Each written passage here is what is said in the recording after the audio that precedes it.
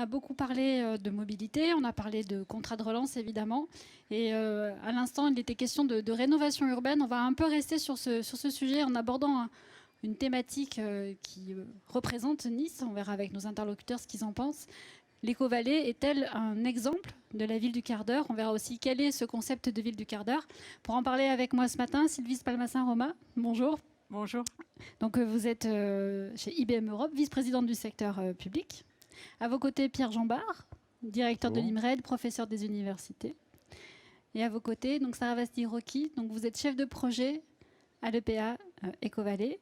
Et alors, ils ne sont pas avec nous, mais ils y sont de tout leur cœur, j'imagine, mais ils n'y sont pas, en tout cas, physiquement, mais en distanciel. Donc, nous accueillons également Jean-Hervé Lorenzi, le président du Cercle des économistes, et Carlos Moreno, qui dirige la chaire ETI à la Sorbonne, et qui a écrit un livre et qui a dénommé le concept de ville du quart d'heure. Donc, on va voir quel est ce concept et comment il s'articule dans Nice Éco-Vallée. Première question peut-être pour Carlos, s'il m'entend. Carlos Moreno, la ville du quart d'heure, c'est quoi? Rapidement, pour ceux qui ne connaîtraient pas encore le concept.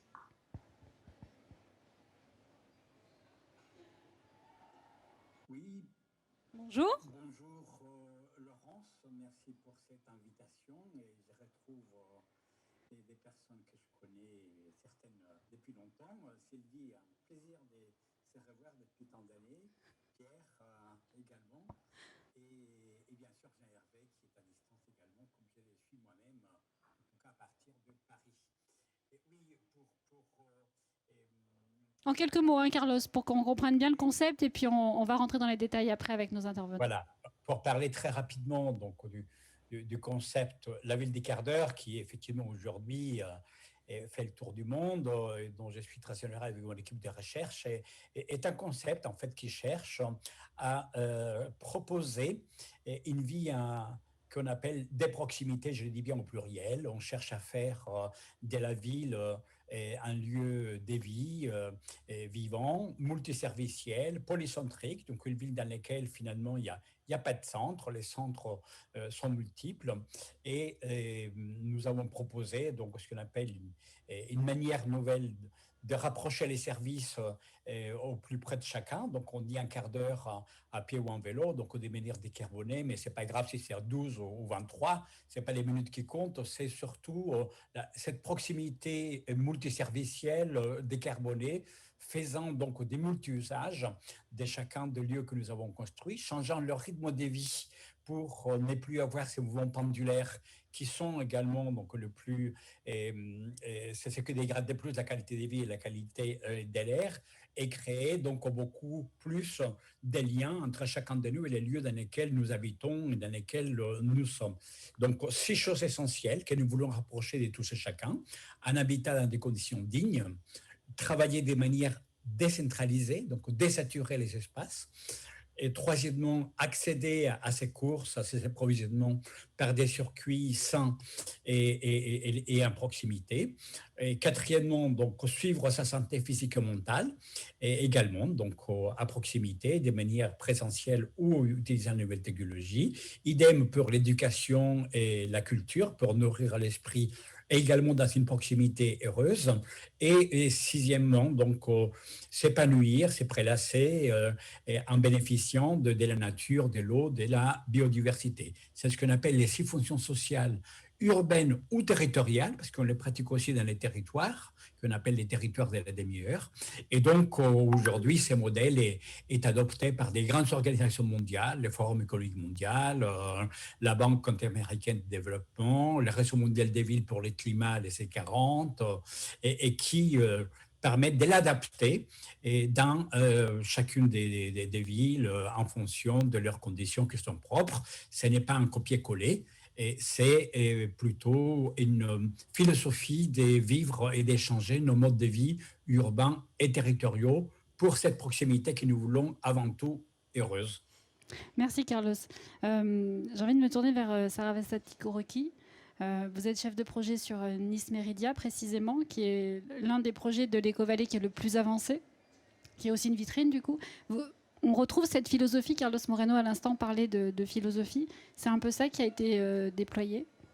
Effectivement, ouais, sur l'éco-vallée, c'est vraiment la logique en fait d'aménagement durable qu'on imagine, aménagement qui vient en complémentarité de la préservation d'espaces naturels, d'espaces agricoles, et sur ces espaces du coup restreints finalement sur lesquels on imagine le développement de la ville, de ses activités économiques, on imagine que cette activité économique, elle s'appuie sur une envie de ville qui est complète avec tous les possibles que la ville apporte.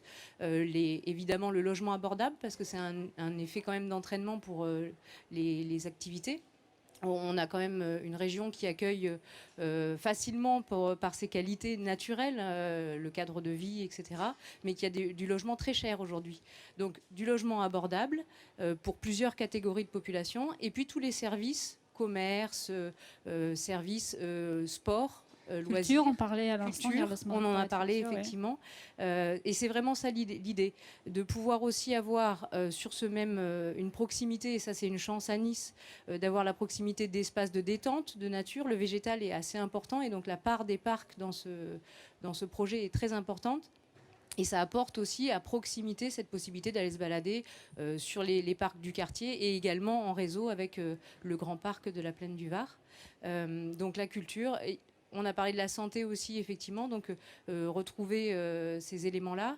Et puis sur l'apprentissage, je pense effectivement que l'école au cœur du quartier, ça va être un vrai plus. Et on a la chance d'avoir un projet avec la métropole, qui est un projet d'école avec également une crèche, des espaces pour les personnes âgées dépendantes, et foyers logement, des choses comme ça, et qui vont permettre effectivement d'avoir au cœur du quartier cette centralité qui exclut pas les personnes âgées, dont on a pu voir qu'effectivement avec la crise, etc., l'isolement pouvait être... Donc voilà, une ville avec toutes ces composantes.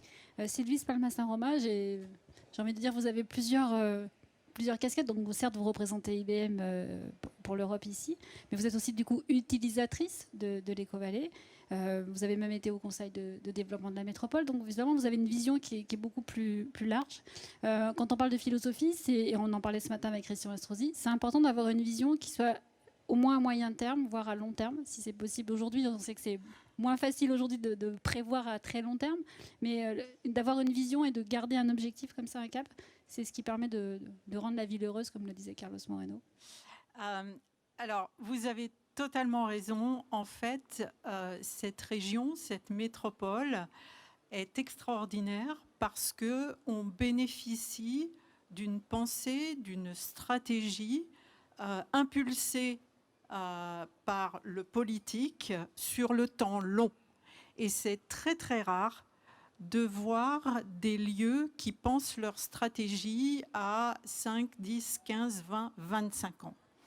La création de l'opération d'intérêt national remonte aux années où Christian Estrosi était ministre de l'Industrie. Et ensuite, à cette période-là, donc on parle des années 2008-2010, il y avait déjà la volonté de faire avancer une métropole sur deux jambes, à la fois le développement touristique, mais aussi économique, et enfin s'assurer qu'on peut prévoir un avenir qui, pour les habitants et la population locale, soit un avenir durable. Et un avenir durable, c'est bien sûr un avenir respectueux de l'environnement, mais c'est aussi un avenir qui permet à tout un chacun de se développer. Donc, c'est bien sûr les lieux de culture, c'est bien sûr les écoles, c'est bien sûr l'économie qui va proposer des emplois et une économie multifacette. Avec Carlos, on a eu l'habitude, avec le temps, de se challenger l'un l'autre, et pour le bien d'ailleurs. Il y a une chose qu'il a dite, je suis tout à fait d'accord avec le concept et ce qu'il développe.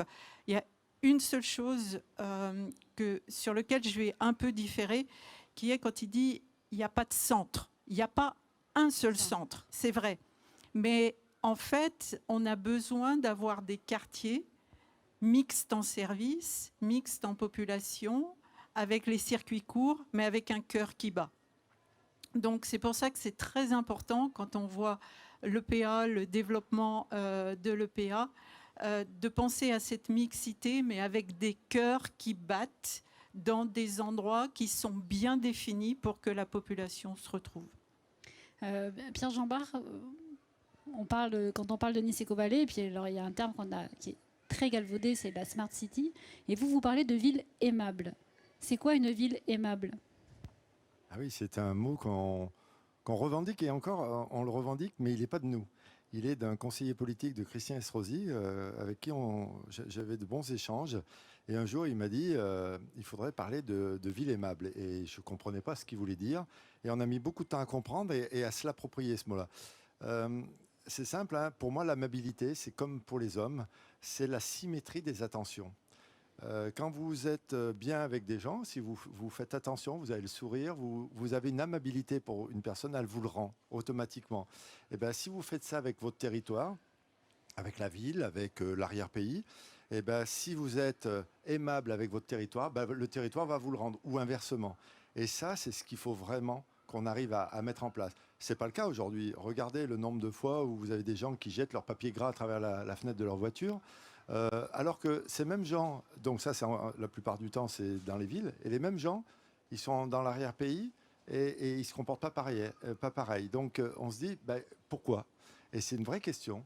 Et c'est de la psychologie, hein, il faut aller un peu plus loin sur la psychologie des hommes, mais c'est extrêmement intéressant à étudier. Et c'est ce qu'on essaye c'est ce qu'on veut faire à l'IMRED, dans tous les cas, étudier, comprendre le comportement des gens et comment on peut leur faire changer. On peut les influencer pour qu'ils changent de comportement. C'est valable pour l'énergie, la mobilité, enfin pour tous les domaines, c'est valable. L'IMRED est donc implanté au sein de l'Éco-Vallée. Vous avez un superbe bâtiment avec beaucoup d'innovation. Finalement, l'Éco-Vallée, ça vous donne... vous êtes le laboratoire dans le laboratoire, presque, j'ai envie de dire. Et de ce que ça vous permet, de ce bâtiment, ce qui vous permet d'avoir comme innovation, ça permet aussi de l'irriguer un peu ailleurs. Comment est-ce que vous... Vous m'avez dit en plus, il faut qu'on arrête de dire l'innovation, la ville intelligente, c'est pas les capteurs. Ouf, ça fait beaucoup de questions dans une même question. Je peux les reposer. Alors, déjà, je vais parler pour moi de l'Éco-Vallée et de Nice Méridia. Je pense qu'il ne faut pas dissocier l'IMRED de Nice Méridia. Moi, j'ai l'habitude de dire que c'est un terrain de jeu. Bien sûr que le terrain de jeu, on commence par ce qu'on appelle la plateforme, c'est-à-dire c'est un très grand local qui fait 1000 m² dans lequel on va expérimenter plein de choses.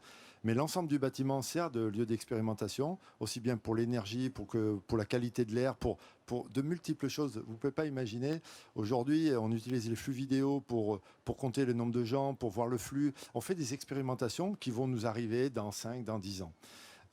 Mais n'empêche que ce qu'on veut aussi, c'est faire partie de notre quartier et utiliser notre quartier comme terrain de jeu, aussi bien pour la mobilité que pour la qualité de l'air. Donc, on travaille avec la métropole pour récupérer des données sur le bruit, sur les particules, sur l'ozone.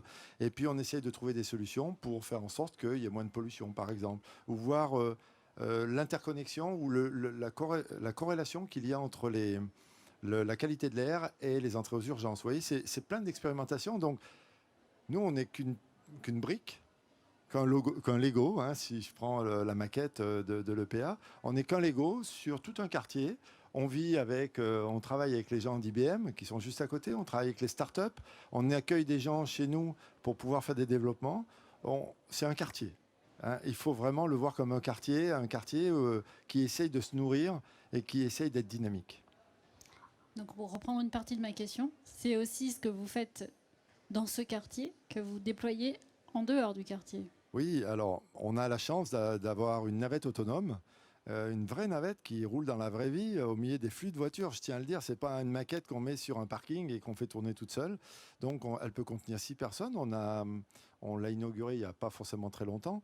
Et l'étude que l'on fait, alors notre objectif à nous, IMRED, composante de l'université, c'est pas de construire des navettes. Nous, on ne sait pas faire. Il y a des gens qui savent très bien faire ça et on leur laisse les développements.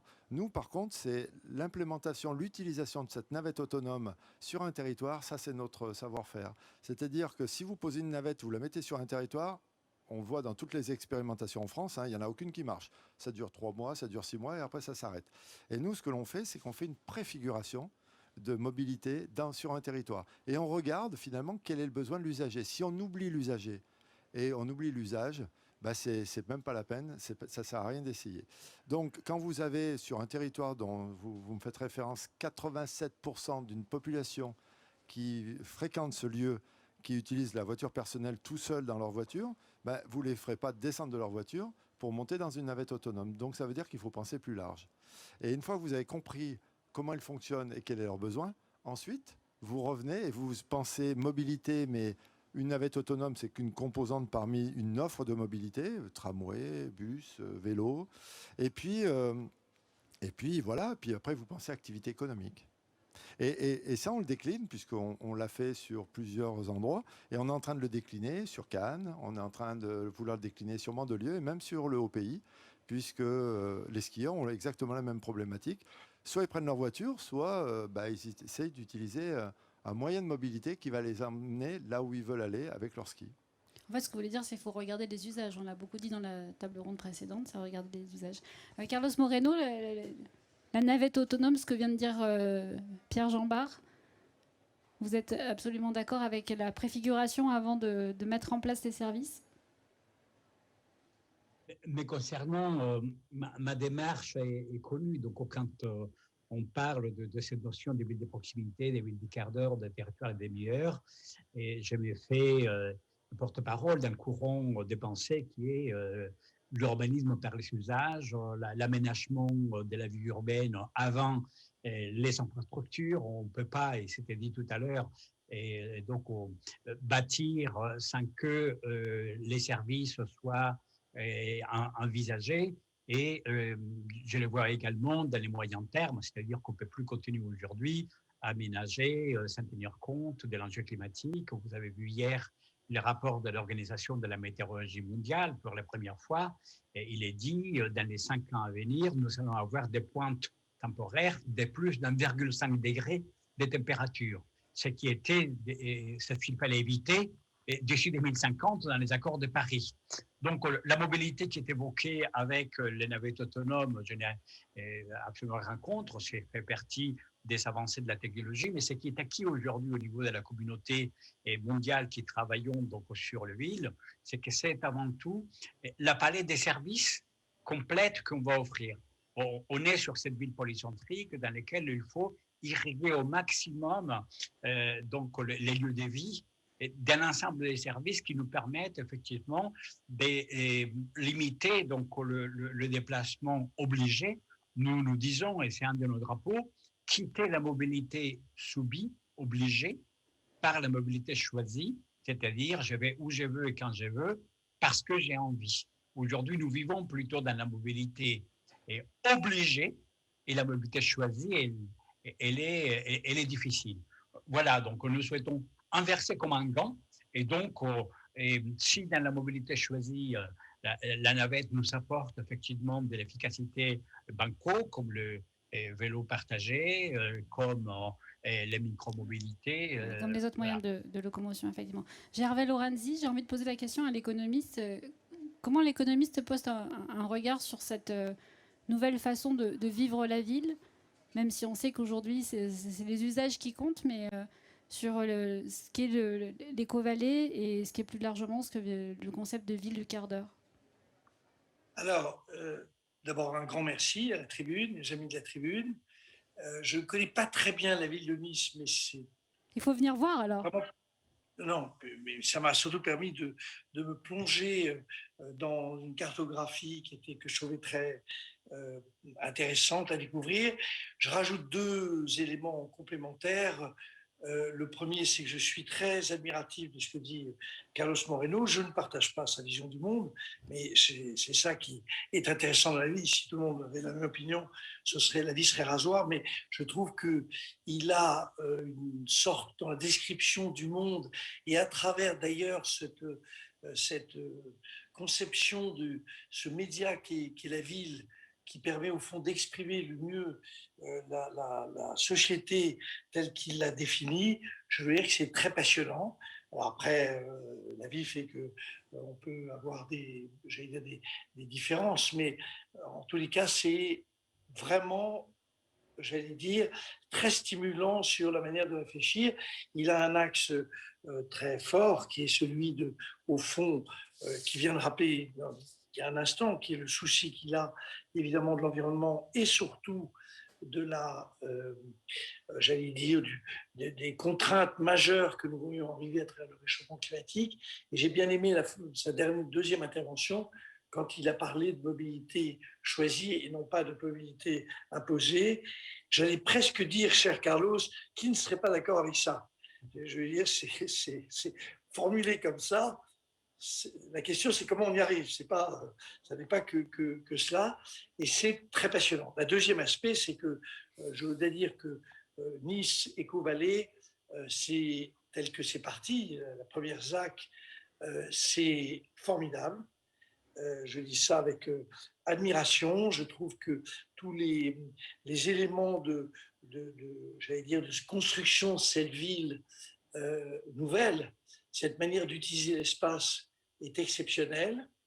Et je suis très, comment dire, très frappé parce que dans mon existence, il y a longtemps, j'ai participé au développement de la défense.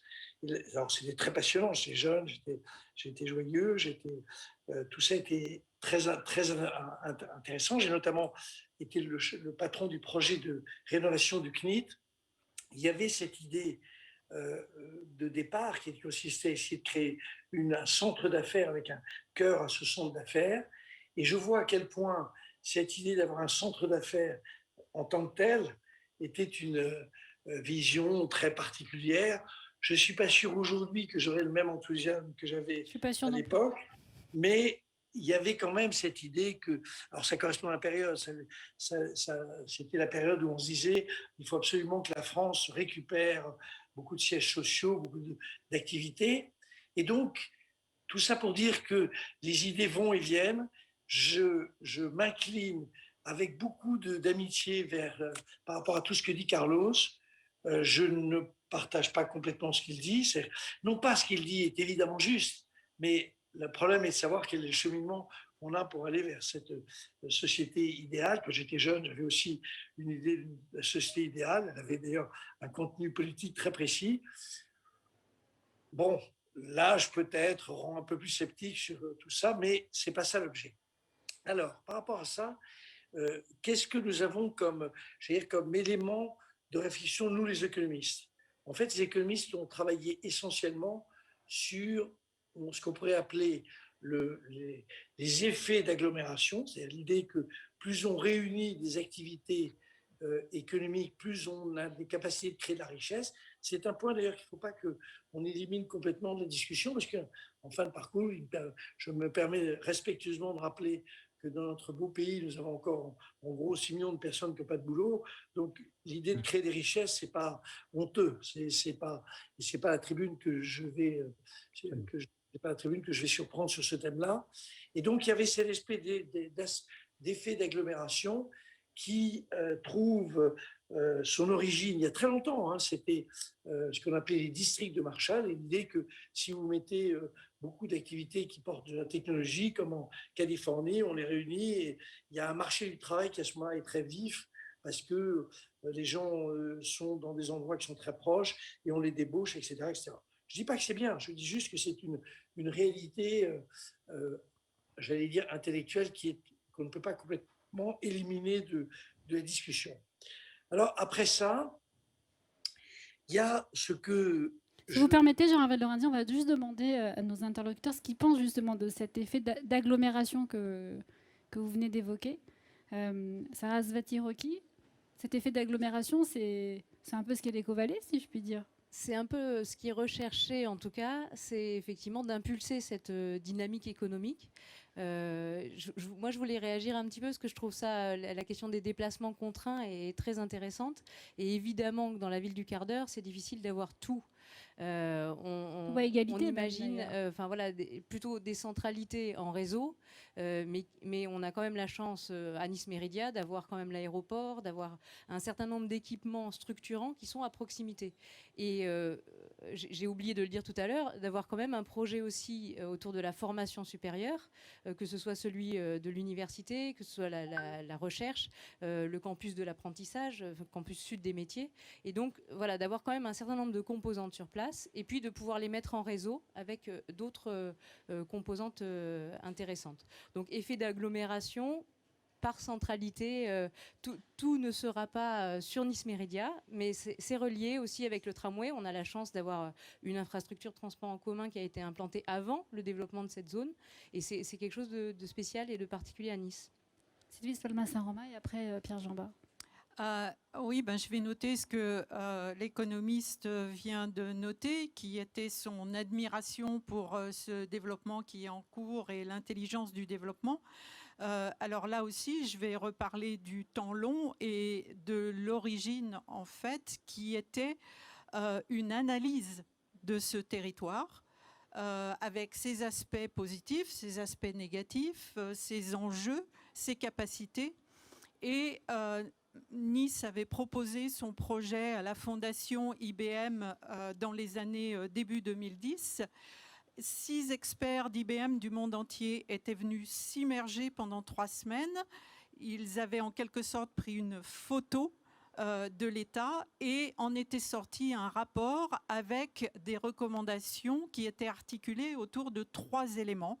Et je dois dire que les recommandations ont été totalement suivies par les élus avec le temps, ce qui nous permet aujourd'hui d'arriver à cette capacité de développement de nouveaux quartiers et cette capacité à pouvoir attirer des sièges sociaux, du business et développer l'économie.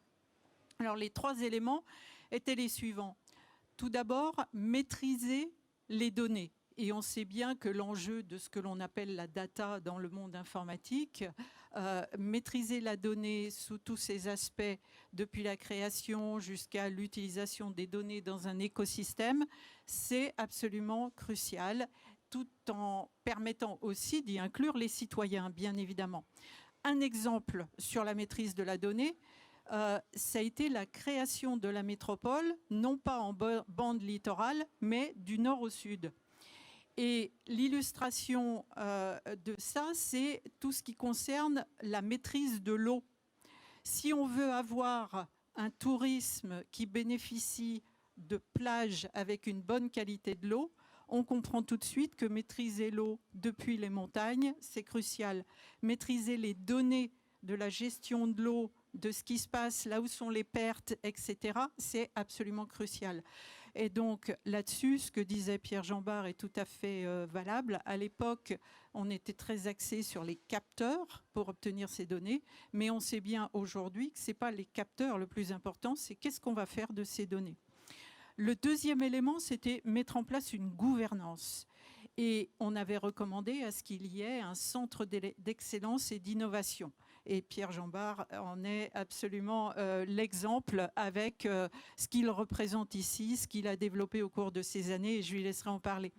Et enfin, le 3e élément qu'on avait recommandé, ça reprend ce que Carlos a dit, qui était, et là, plus de 10 ans en arrière, on voit bien qu'on était totalement sur des déplacements dans cette région. Il n'y avait pas encore le tram à l'époque, des déplacements qui étaient des déplacements où chacun prenait sa voiture pour faire ce qu'il avait à faire. Et on avait recommandé la création de pôles multimodales des transports. Et qui dit pôle multimodal dit multiplicité des transports, mais capacité pour les usagers à choisir le mode de transport en fonction de leurs usages. Et je dois dire que tous ces éléments ont été suivis d'effet par les élus et ça ne se fait pas en 6 mois, ça s'est fait sur les 12 dernières années et on va continuer. Pierre Jambard.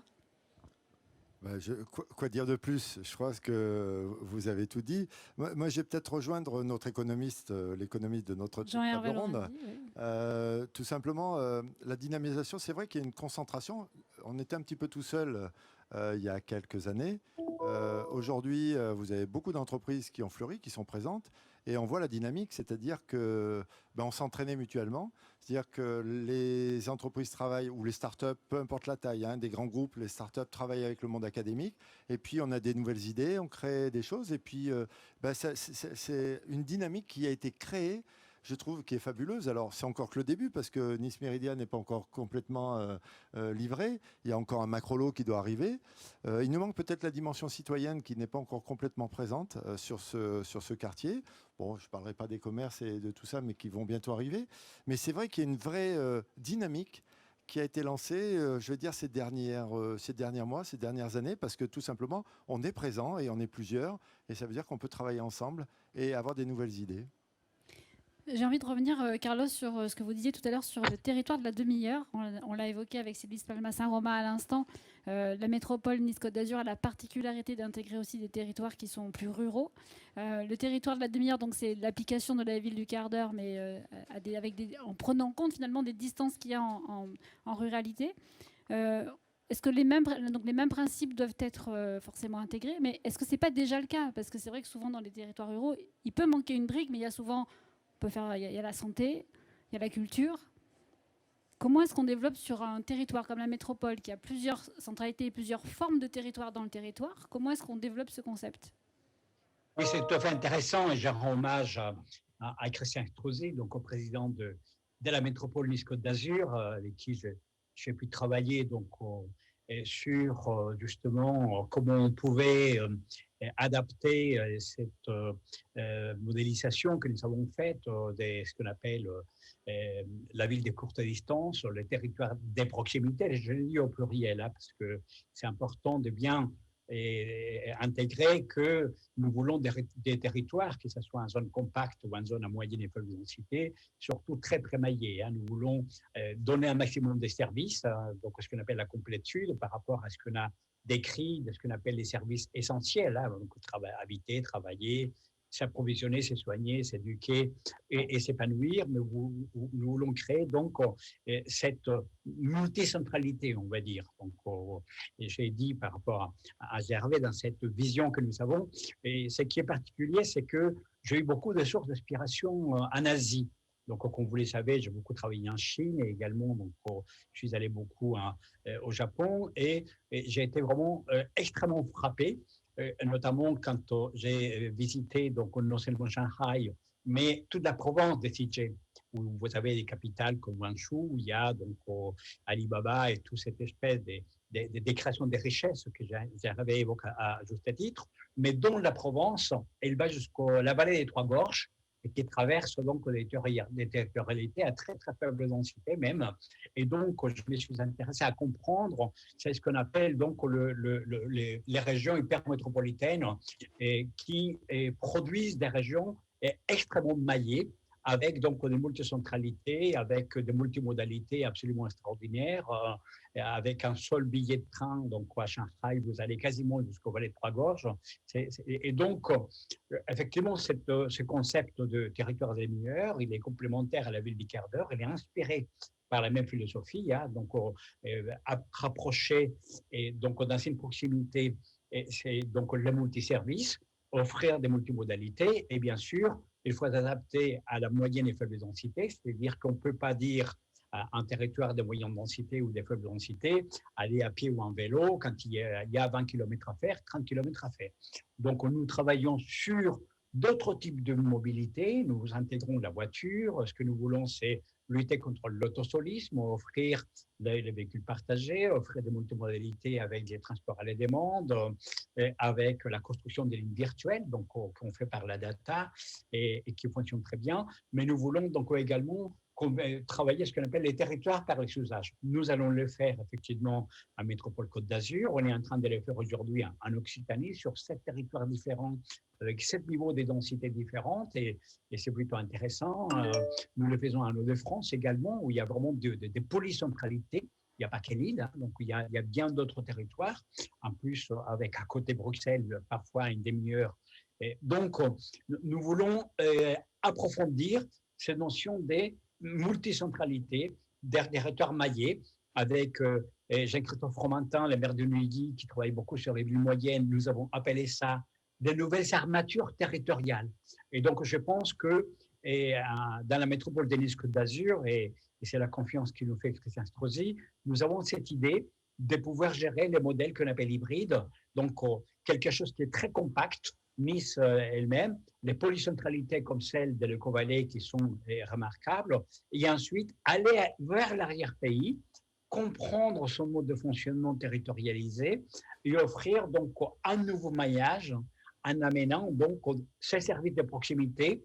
Et les comités d'analyse stratégique CAS de l'État a dit lors de l'analyse des Gilets jaunes, et le fait qu'on ait des services qui se trouvent à 45 minutes donc, de l'endroit d'habitation était donc le combustible qui a été dans cette explosion qui s'est produite. Donc il faut ramener une échelle des services territorialisés à moins d'une demi-heure pour avoir donc un territoire paisible, un territoire aimable, également pour reprendre le mot que tu as utilisé tout à l'heure, et pour avoir donc ce que nous appelons donc tout simplement une proximité polycentrique heureuse. C'est ça qui nous permet d'avoir donc un indice qu'on appelle de haute qualité de vie sociétale avec la OCDE et avec le Forum économique mondial qui l'ont adopté pour avoir donc cette qualité de vie qui est finalement la seule chose qui nous intéresse aujourd'hui.